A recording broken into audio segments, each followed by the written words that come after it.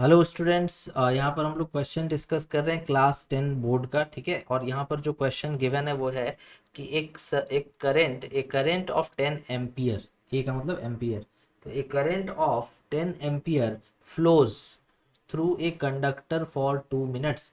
मतलब एक कंडक्टर कुछ भी हो सकता है, उसके थ्रू एक करंट जो है 2 मिनट्स के लिए फ्लो करता है और उस करंट का वैल्यू है 10 एम्पियर।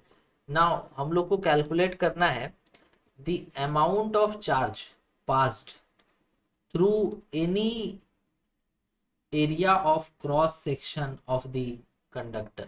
फर्स्ट पार्ट में तो ये है दैट कि हमें ये बताना है कि आपका जो अमाउंट ऑफ चार्ज होगा, मतलब चार्ज का वैल्यू कितना होगा जो किसी एरिया से पास कर रहा होगा। तो पहले फर्स्ट क्वेश्चन हम लोग यहाँ पे सॉल्व कर लेते हैं। ओके, तो सॉल्यूशन हमारा कुछ ऐसा होगा। टोटल ये 3 मार्क्स का क्वेश्चन है और 2 पार्ट है। दैट मीन्स कि 1.5 एंड 1.5 में आपको मार्क्स मिलेंगे। ओके, सो देखिए एक फॉर्मूला होता है कि current is equals to charge by time, where I is equal to current,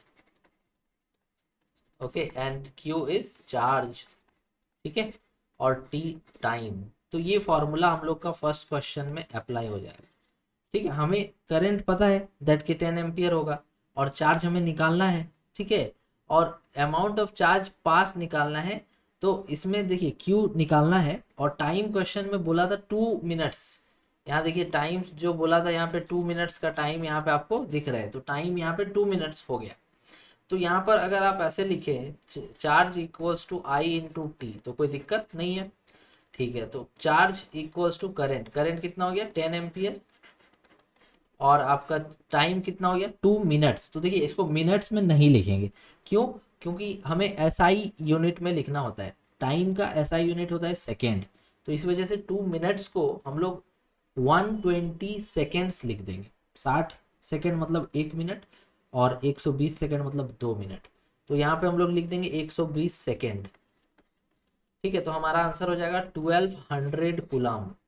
coulomb किसका यूनिट होता है? चार्ज का। ओके, तो ये हमारा जो है आंसर इसमें आ जाएगा फर्स्ट का। ओके, नाउ सेकेंड पार्ट में चलते हैं। सेकेंड पार्ट में कह रहा है कि if the charge of an electron is this 1.6 into 10 to the power -19 coulomb, then calculate the total number of electrons flowing. मतलब कह रहा है कि अगर आपको पता है कि एक इलेक्ट्रॉन का जो चार्ज होता है, एक इलेक्ट्रॉन का जो चार्ज होता है वो होता है 1.6 इंटू 10 to the power -19। तो आप बताइए कि यहाँ पर जो टोटल नंबर ऑफ इलेक्ट्रॉन्स होगा वो कितना होगा। देखिए इसके लिए जो फॉर्मूला यूज होगा बच्चा वो ये यूज होगा। ये तो फर्स्ट पार्ट का आंसर हमने कर लिया, सेकेंड पार्ट में करते हैं। ये फर्स्ट हो गया, नाउ सेकेंड। देखिए इसमें जो फॉर्मूला यूज होगा वो होगा Q equals to N E. अब यहाँ पे Q तो आपको पता है कि चार्ज है, और N क्या है? N है नंबर ऑफ इलेक्ट्रॉन्स। N क्या है? Number of electrons. और E क्या है? स्मॉल ई। तो स्मॉल ई है charge of 1 electron, charge of 1 electron. ठीक है, चार्ज ऑफ 1 इलेक्ट्रॉन। तो हमें पूछा है कि आप नंबर ऑफ इलेक्ट्रॉन्स बताइए। क्वेश्चन में साफ साफ पूछ दिया है calculate the total number of electrons, ये हमें पूछा है क्वेश्चन में। तो देखिए सिंपली अगर आपको n निकालना है तो n इक्वल टू आप क्या लिख सकते हैं? q divided by E. इसी फॉर्मूला से n इक्वल टू क्या लिख सकते हैं? q divided by E. ठीक है, तो n हो गया नंबर ऑफ इलेक्ट्रॉन्स, q हो गया चार्ज। अब हमने चार्ज तो पहले ही निकाल लिया था, यहाँ पे कितना था 1200।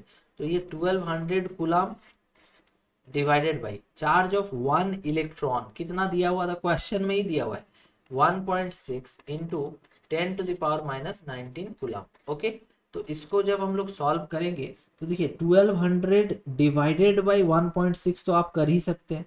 1200 डिवाइडेड बाई 1.6 तो ये आपको मिल जाएगा 750 इंटू, देखिए ये जो 10 का पावर -19 है ना, ये ऊपर चला जाएगा, तो -19 जो पावर में है वो हो जाएगा +19।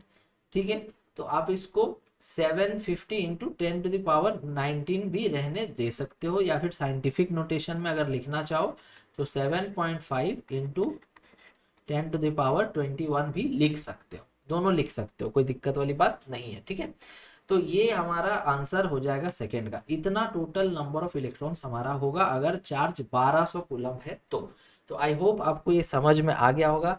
Thank you very much for watching.